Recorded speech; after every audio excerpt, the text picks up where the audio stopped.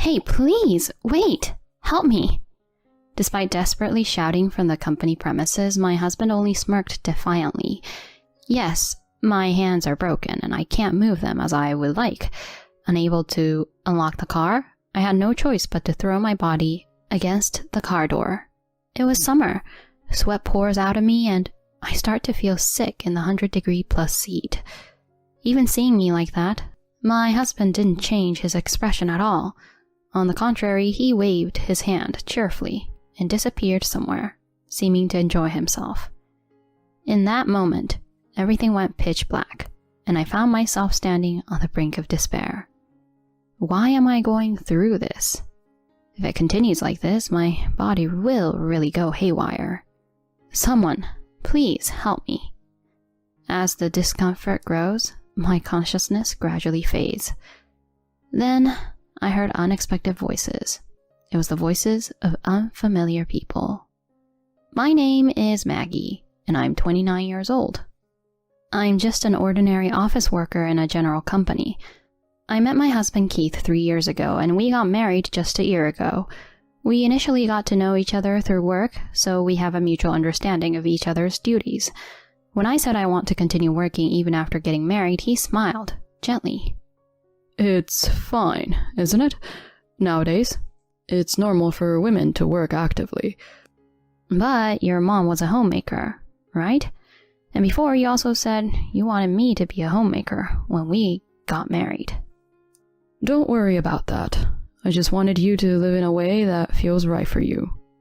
Really? Is it okay for me to keep working? Of course. Honestly, it would be more helpful if both of us worked until we have children. Thank you, Keith. I'll make sure to manage household matters properly too. In response to that, my husband gently stroked my head, saying, You don't have to push yourself. I had always loved how he respected my feelings, to the fullest, since the early days of our relationship. But when did it start? When did he, who used to be so kind, suddenly become cold and distant? The first time I felt a sense of discomfort was about 6 months into our marriage, on a certain day. During this time, my work was hectic, and I was dealing with days filled with continuous overtime. With a lot on my plate, and having assumed a managerial position at a young age, I had to approach my duties with a sense of responsibility. On the other hand, my husband's company rarely required overtime. Since promotions were mostly based on a fixed schedule, he usually returned home earlier than I did. On this particular day, when I returned home, I found my husband lying on the sofa, playing video games. His suit and socks were strewn about, and there was no preparation for dinner. The used dishes were left as they were. Suppressing in a sigh that seemed ready to escape, I rolled up my sleeves and started doing the dishes.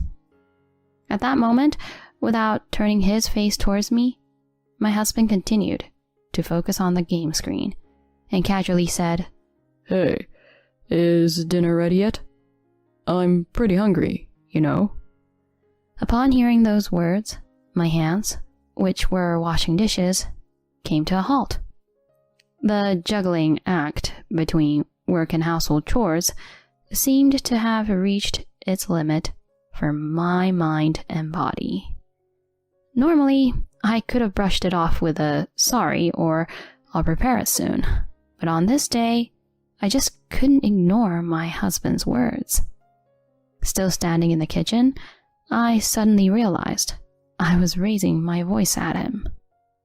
What's that about? I just got home, you know. If you're going to say that, couldn't you at least do the dishes or make some simple side dishes? Huh? Why me? Aren't household chores your responsibility? My responsibility? Why? We both work. Well, you brought it up. When we got married, you said, I'll do my best with household chores too. Of course, I said that. But does that mean I have to take on all the burden? Isn't that unfair? Then quit your job. Well, my salary isn't that high, and I can't afford to give you an allowance. But if that's okay with you, I can do that. What is that? I never expected to hear such things, and I found myself at a loss for words. Standing there, dumbfounded, he chuckled as if mocking me. What? Were you thinking selfishly? Like wanting to work but not do household chores or something? No, that's not it. I just want you to help out a bit. Help out? Didn't you decide to handle both work and household chores on your own? Why should I have to help? It just doesn't make sense.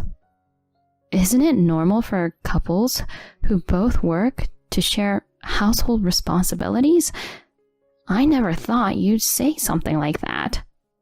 Huh? Don't shift the blame onto me. You decided that on your own, so take responsibility for it, okay? My husband, almost spitting the words out, said that, and once again began to focus on the game. Unable to retort any further, I held back the welling tears and could only desperately continue with the household chores. Why do I have to go through all this alone? We are a married couple. Couldn't he help a little? I just want to have a happy marriage. What's wrong with that?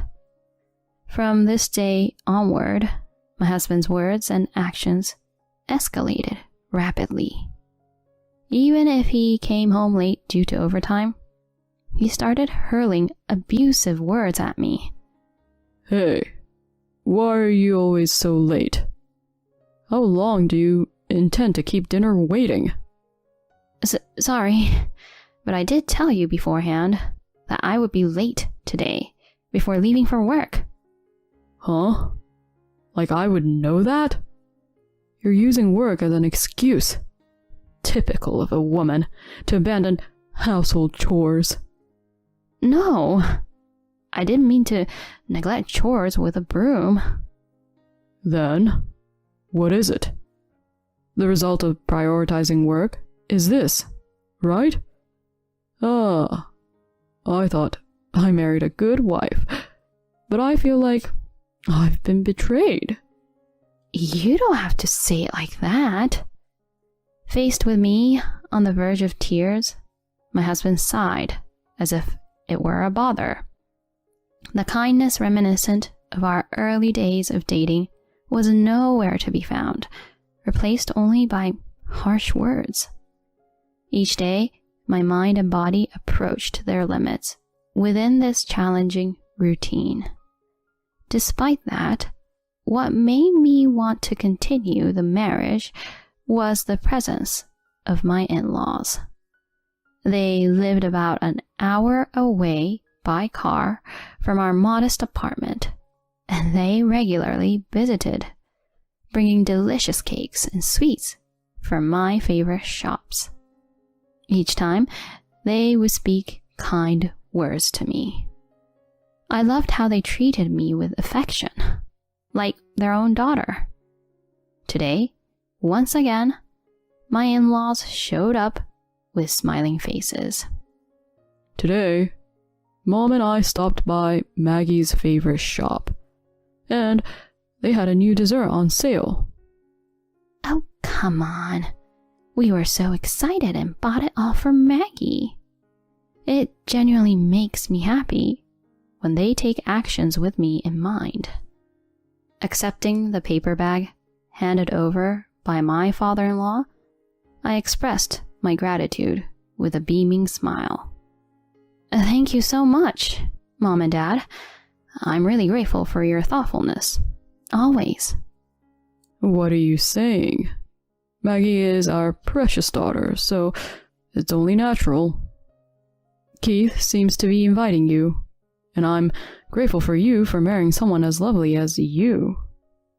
No, it's not like that. I'm always causing trouble for Keith. What are you talking about?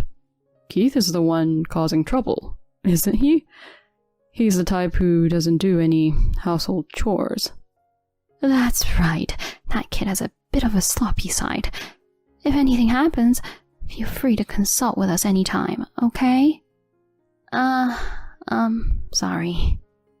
As they were having such a conversation, my husband barged in at just the right moment. He pulled me close and began to act like a happily married couple. Both Mom and Dad worry too much.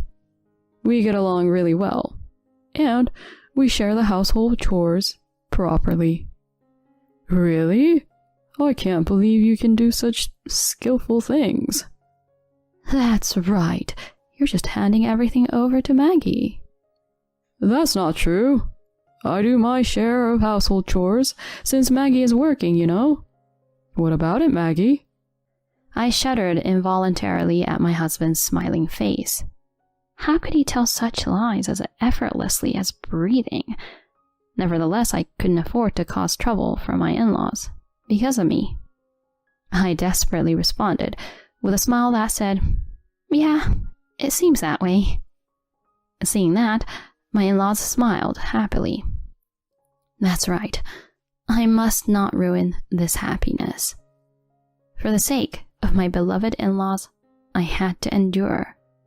Every time my in-laws visited, I repeated the act of pretending to get along well with my husband.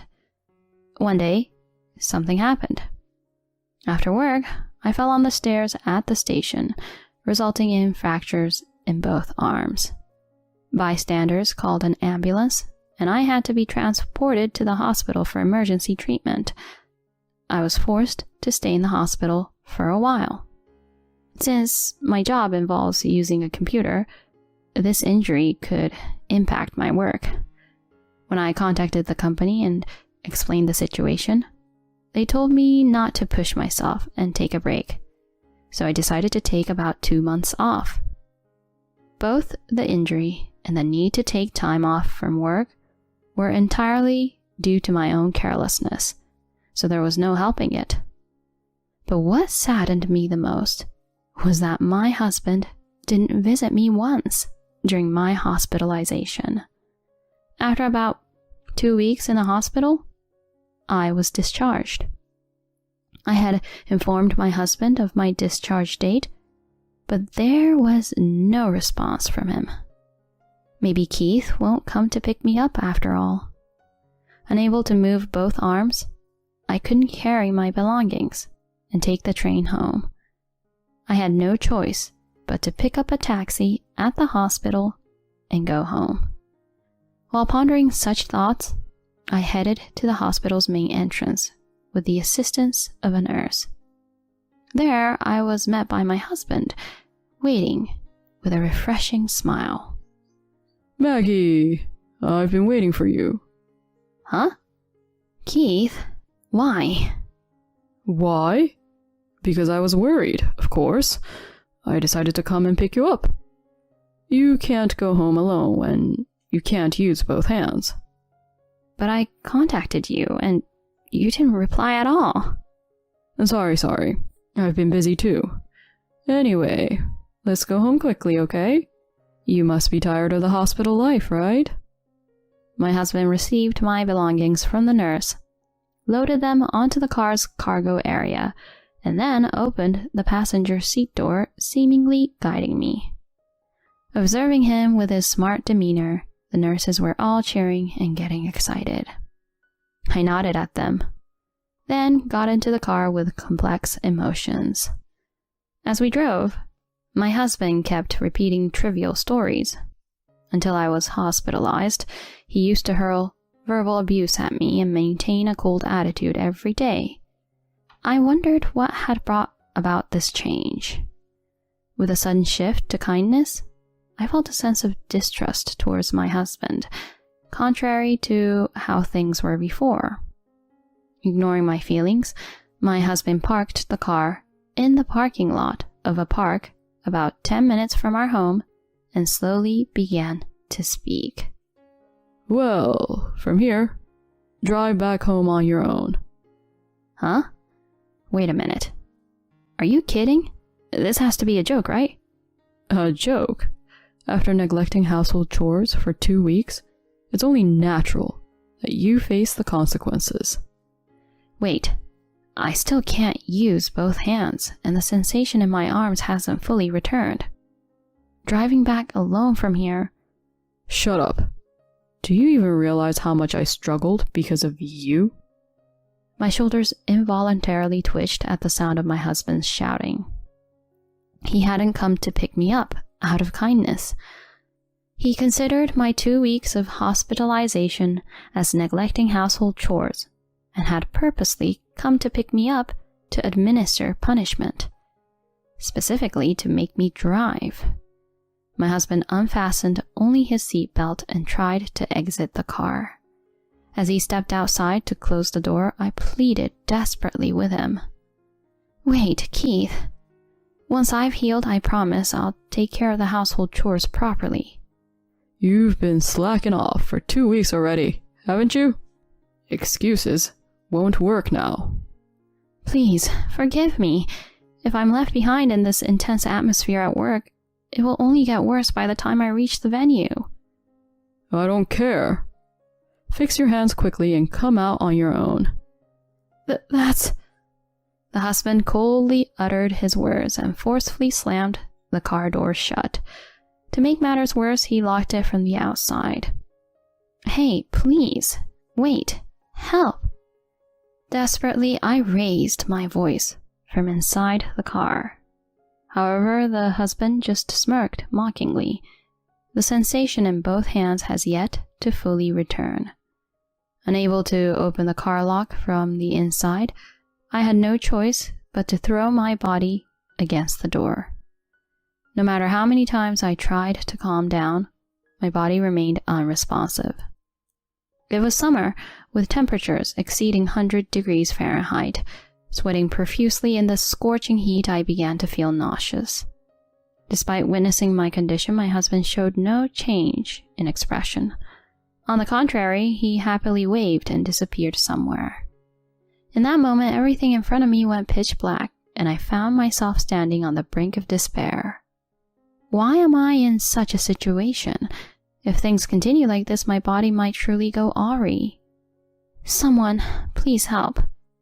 As the discomfort grew, my consciousness gradually drifted away. I no longer had the energy to move my body, and my vision began to blur. Maybe it's over. Just as I was about to close my eyes, Maggie!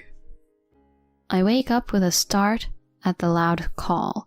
Looking out the window, my in-laws continue to call my name with pale faces. Father! Mother! Are you okay? The keys? Can't you open it? Oh no! Maggie's arm! My father-in-law hurriedly tries to open the door, but it doesn't budge because it's locked. Then he grabs a nearby concrete block and smashes it against the rear window with all his might. After repeating this a few times, cracks gradually appear on the window and it slowly shatters. Through the broken area, my father-in-law reaches in and unlocks the car from the inside. Maggie, are you okay? Being pulled out of the car by my in-laws, I was shedding tears of relief. Yeah. It was scary. I was so scared. Holding me gently like a child, my mother-in-law comforted me. When I heard the story, it turns out they were on their way to our house. Passing by the park, they noticed our car, and recognizing the license plate, they found me in a dazed state inside. Tell us, what happened? Explaining to my father-in-law, who was looking at me with a serious gaze, I recounted what had occurred. The expressions of my in-laws improved rapidly as they learned the truth. Sorry, Maggie. I can't believe Keith would do something so terrible. No, I'm sorry for keeping quiet too. I can't take it anymore after this incident. Yeah, I understand. We'll protect you. So don't worry. That's right. You don't have to worry anymore. Mom, Dad. Anyway, let's go and put an end to all of this.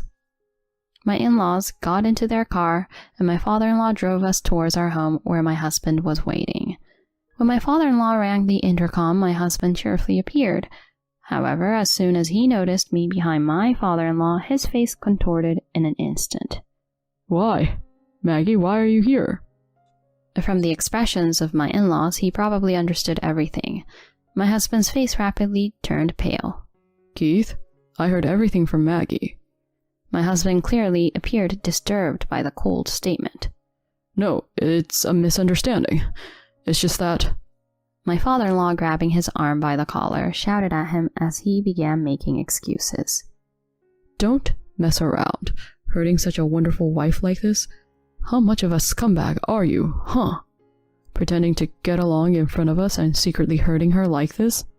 As a man, you're finished.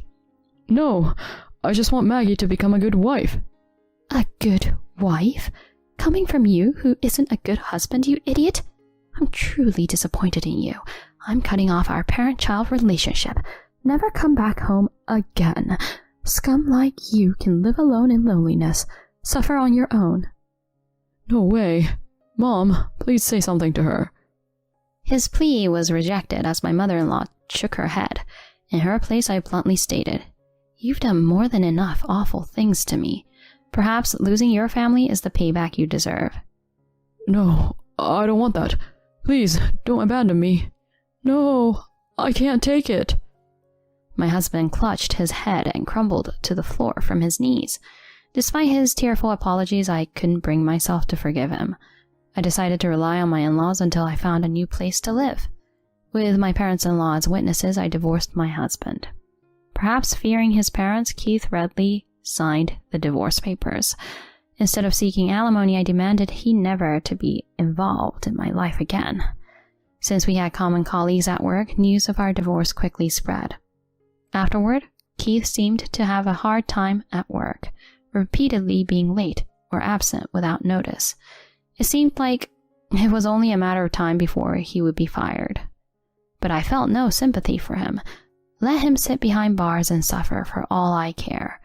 I can never thank my supportive parents-in-law enough for saving me at that time and continuing to support me. They are my benefactors. I hope to repay my in-laws properly in the future, no matter how it takes shape. For now, let's focus on fully recovering from the injuries.